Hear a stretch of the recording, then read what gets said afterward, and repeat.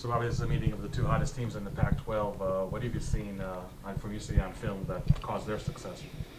I think just hats off to what Mick Cronin has been able to do. Just when you look at the whole season, and I watched quite a few of their games earlier in the non-conference to see where they've come from as a team. It's remarkable, really, and I think his personality, Mick Cronin's personality, has definitely rubbed off on that team, and they're playing with grit. They're playing hard defensively. They're very physical, rebounding team, and Chris Smith is emerging as one of the really good young developing players in the conference. So they've gone to tough places and won, and so it's what you hope for this time of year. I think he and I are in a similar position that we, as a coach, you want to be playing well late in the year and playing your best basketball, and that's what that UCLA team looks like right now. How much has rebounding been an emphasis in practice so far this week? We did a couple of drills.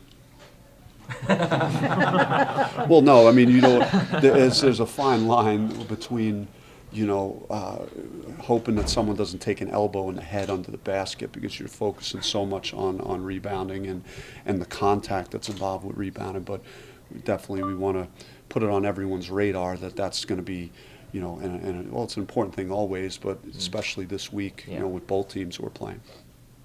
We talked about how valuable your confidence in the entire team has been over the course of this win streak.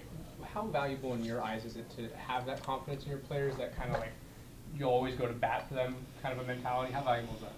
I would love to say that I've always been super positive, and I haven't. After certain games in Pac-12, and I've challenged them, and but I wouldn't do it if I didn't think it was there. It doesn't make sense to just beat your head against the wall if you don't have.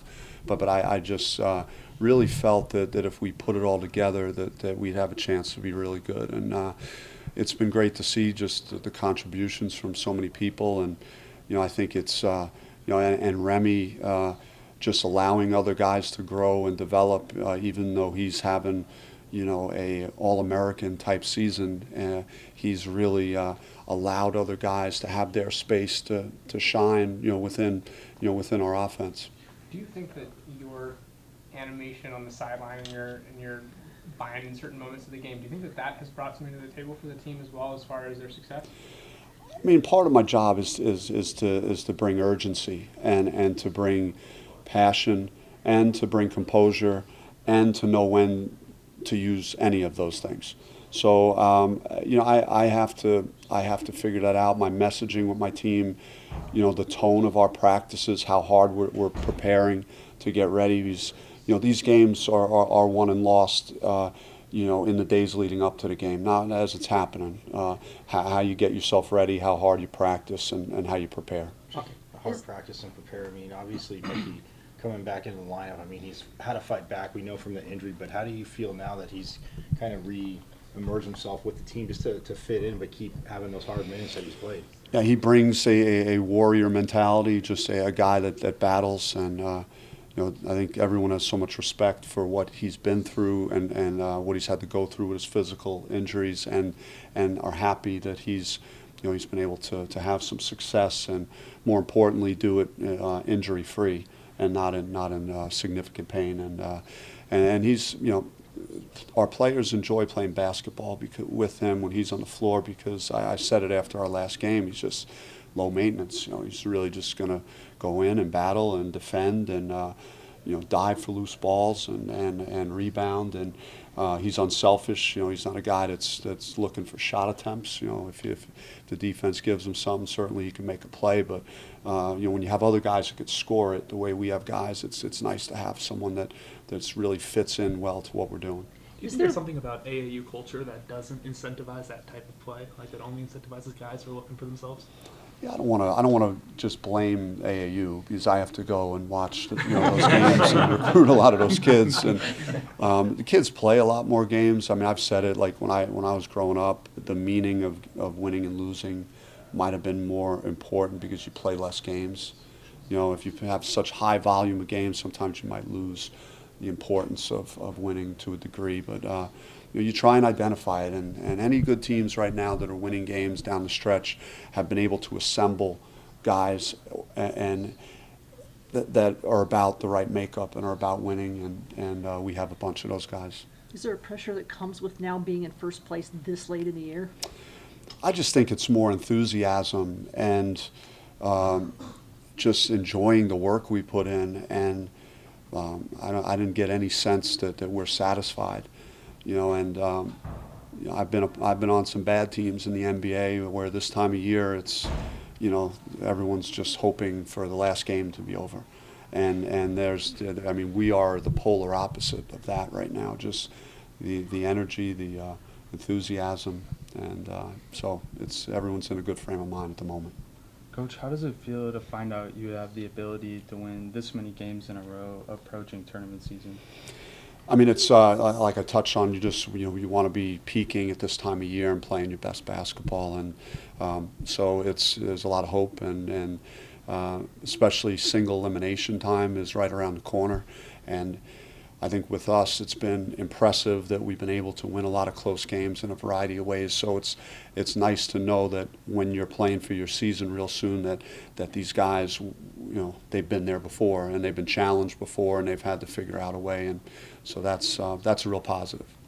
Were there changes you made Saturday to try and get more guys involved, or is that just kind of flow of the game? I think every game is different, what it delivers, so it's hard to anticipate, what that might be, and you don't know for certain who is going to get it going. Like you might have an idea, hey, I like these matchups, or I like this game for this player, and that doesn't always pan out. But again, if you have balance, you're more difficult to defend. If you're reliant on Remy to deliver all the buckets, then teams could start really loading up. So it was good to have, I think we had 5 in double figures, so you like to see that.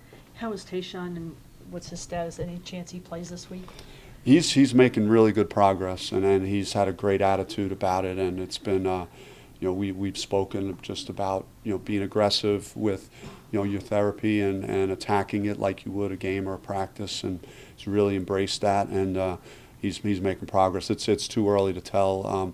I would say, based on him not practicing leading into UCLA, that he wouldn't play versus UCLA, but we won't.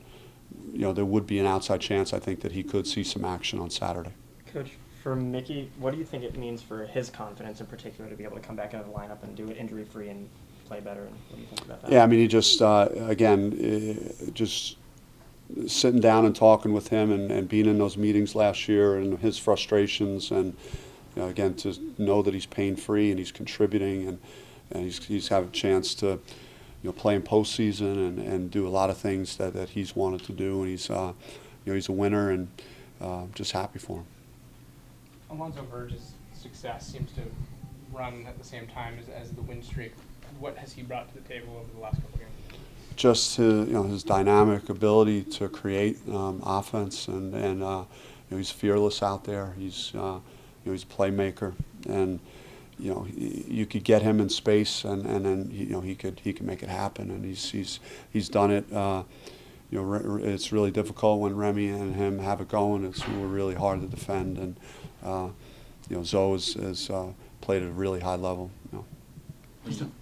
When you look at the top of the conference standings, it's a lot of older guards, whether it's Pritchard or McKinley Wright at Colorado, Remy. What's to say about UCLA that they've been able to be competitive and at the top of the standings with a freshman like Tiger Campbell at point? Yeah, Tiger Campbell's playing great.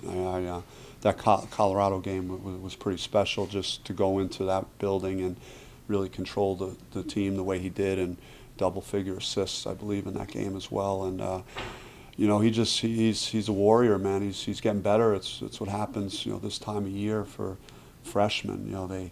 They're changed. They're no longer freshmen anymore, and he's got some nice weapons out there, guys that that he's making better, and that's what point guards are supposed to do.